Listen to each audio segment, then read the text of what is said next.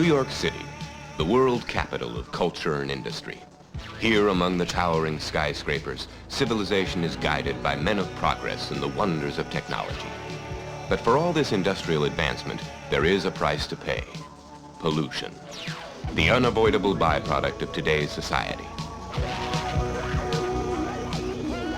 Every year, millions of gallons of poisonous wastes, garbage, and radioactive chemicals are disposed of in nearby towns such as Tromaville, the toxic waste-dumping capital of the world. Our story takes place at the Smut Cave, Smut Cave, Smut Cave, Smut Cave. Good afternoon. Welcome back once again to the Smut Cave. I'm your host, the Spelunker. And every once in a great while, a company comes along and changes the face of an artistic medium. In 1974, two men founded a company called Troma Productions.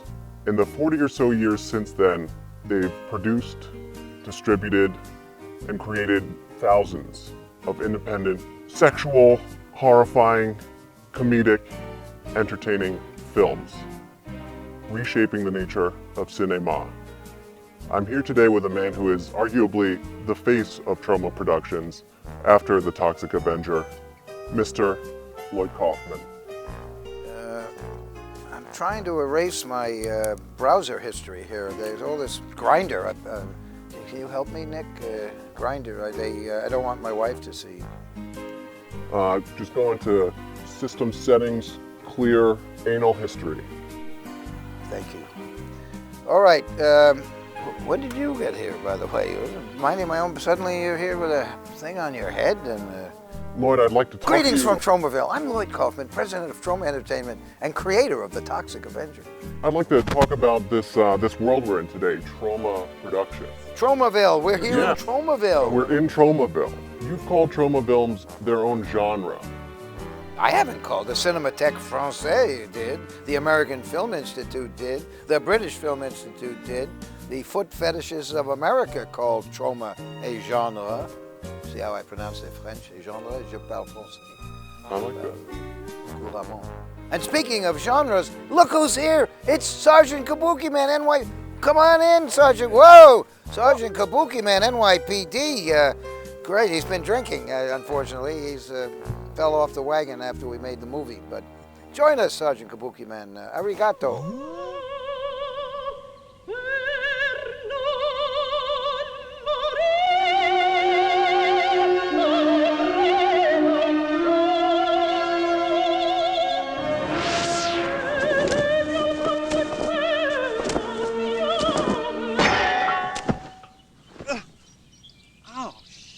So Lloyd, how would you describe the films that are coming out of Troma, in your own words?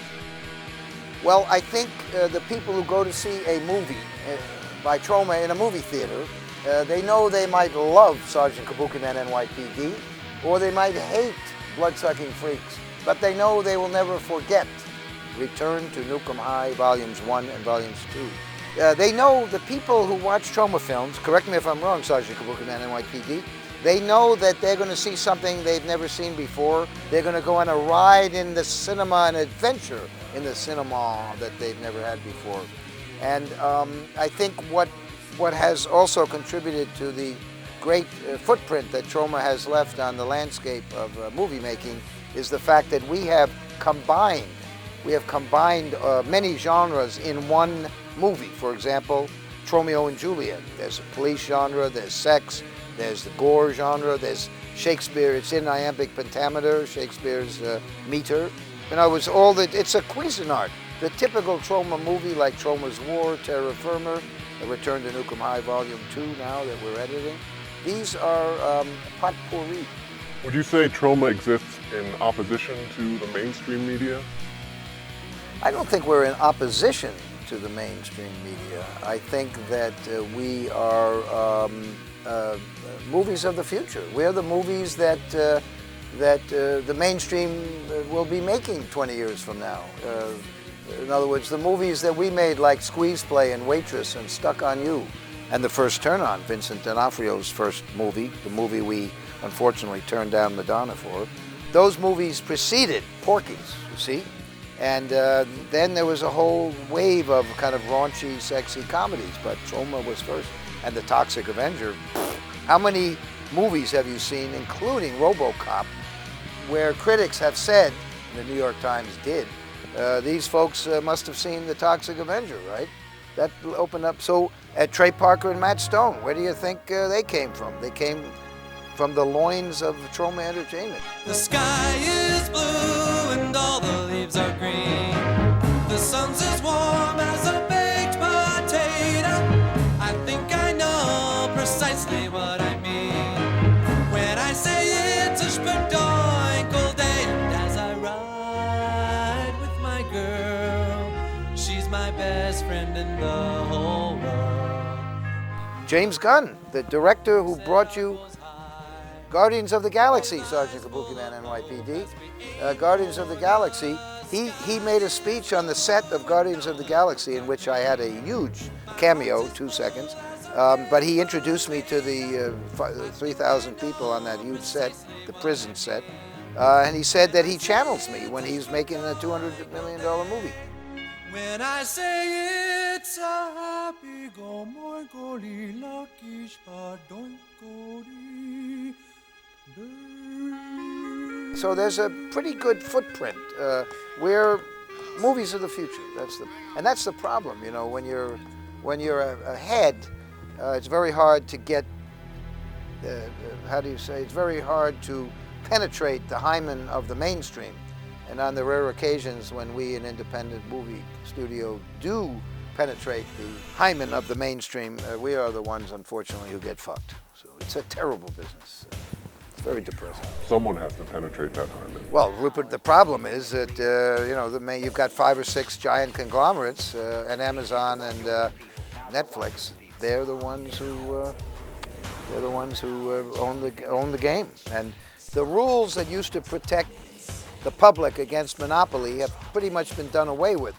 So it's okay for 21st century Fox, Rupert Murdoch, or Viacom, Paramount, MTV, whatever. They can be vertically integrated, and they can own what they call content. I prefer to call it art. They call it content or product. They can own what they show, what they broadcast. That used to be against the law. It used to be that the big studios were not allowed to own movie theaters. Now they own and control the movie theaters. So that really hurt the genuinely independent movie studio.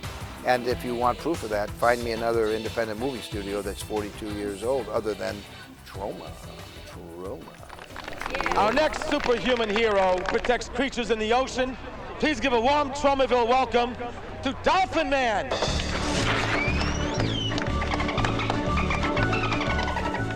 Well, oh my gosh, it's Dolphin Man. Come on. Swim over here, Dolphin Man. This is great. Be careful now. This is it's very wet here. My pants are a little wet, so you've got some. You feel a little better, but you breathe oxygen. I've noticed that now on YouTube, you offer a lot of your movies for free. And I was curious about that, how you've embraced this free internet culture. Well, we would not be here. In fact, Dolphin Man would never have been able to afford his bar Dolph Mitzvah. He's the only Jewish dolphin that I know of, at least the only one in Manhattan. Thanks to our fans, we're still here. So when we turned 40, when we had our 40th year, it was actually Dolphin Man's idea. We should give back to the fans, and we've put up about 300 movies, and every day we put up new content. So you've really embraced the internet as a means of distributing your works, connecting with fans, and I think that just goes to show how we're at an interesting point in history where the internet is such a tool for filmmakers and the art of film. And I think it's really evolving, and I think Troma's evolving with it. Would you say that's true? Yes, we wouldn't be here without the internet. The internet is a great democratic medium. The internet's the last democratic medium. It permits us to talk to our fans to talk to us.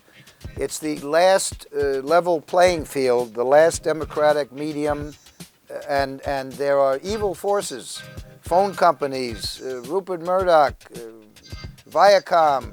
They all want to get rid of net neutrality on the internet because they want to have a superhighway that will be expensive for their websites and their platforms, and then the rest of us, including Smut Cave, we're going to be on the dirt road that'll take a long time to buffer, and we're going to be F-U-C-K. Duh. It's a dire situation. It is. I feel the pressure as much as you do. Yeah, you know, there's a certain elite that makes a lot of money from the lack of the internet, right? You know, the fact that the angry video game nerd is independent and very successful thanks to the internet, they don't want that. They want to own him. They want to own Troma. They want to own everything. And if they can shut us all off, they don't need to worry about us as competition. They can just own everything. They got it to themselves. The way TV was for most of my lifetime, right, Dolphin Man? Well, you've just been bar mitzvahed, so what do you know?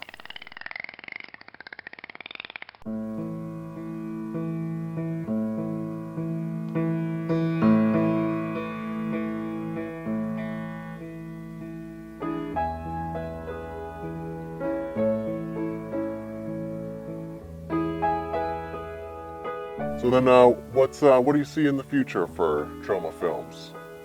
Well, the Toxic Avenger and Troma, I think, have a life of their own. I think I will throw off these mortal coils hopefully very soon. And the company will go on and probably do a lot better once I move out of the way. You know, 8 years is usually what is a good term for a leader, and I've been there for 42 years. So the best thing that could happen to Troma is that, you know, I make a noise like a frog. And speaking of frogs, oh, that's Toxie. Toxie, come on down. It's the Toxic Avenger. Look at him. He's so excited. He really loves the cave, the Smut Cave, Nick. Hi, Toxie. Toxie's very excited to see you. We're happy to have him here. Yeah, this is great. He's looking at you, Nick. Okay. Toxie, I don't know. So, wrapping up then, I'll ask a question that I ask all of my guests, which is, what's the worst thing you've ever seen on the internet? Worst thing I've seen on the internet?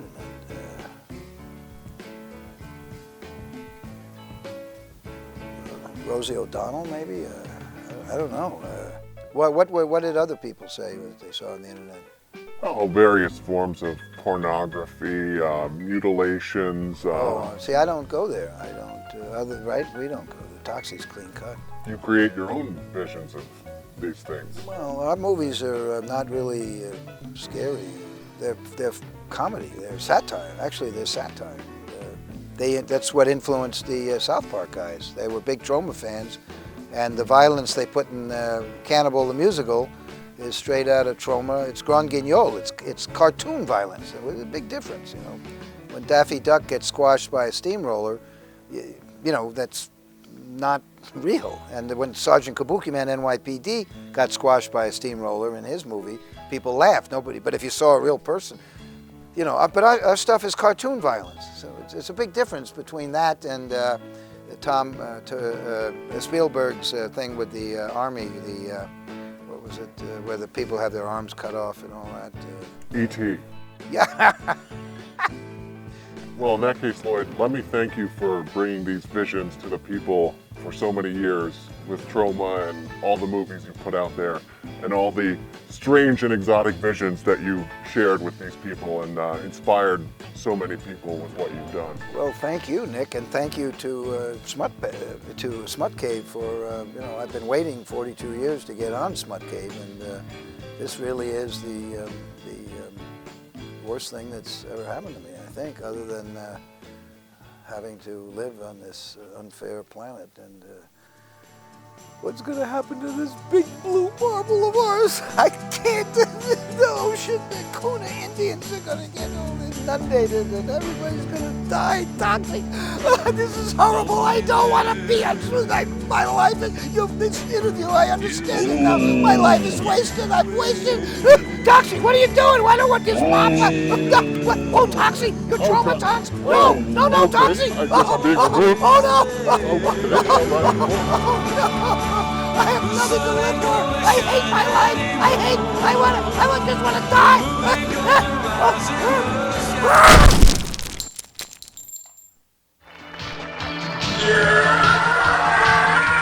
So Melvin, the monster hero, rid Tromaville of all of its evils so the good citizens could live their lives in peace and happiness. Smut Cave, Smut Cave, Smut Cave, Smut Cave.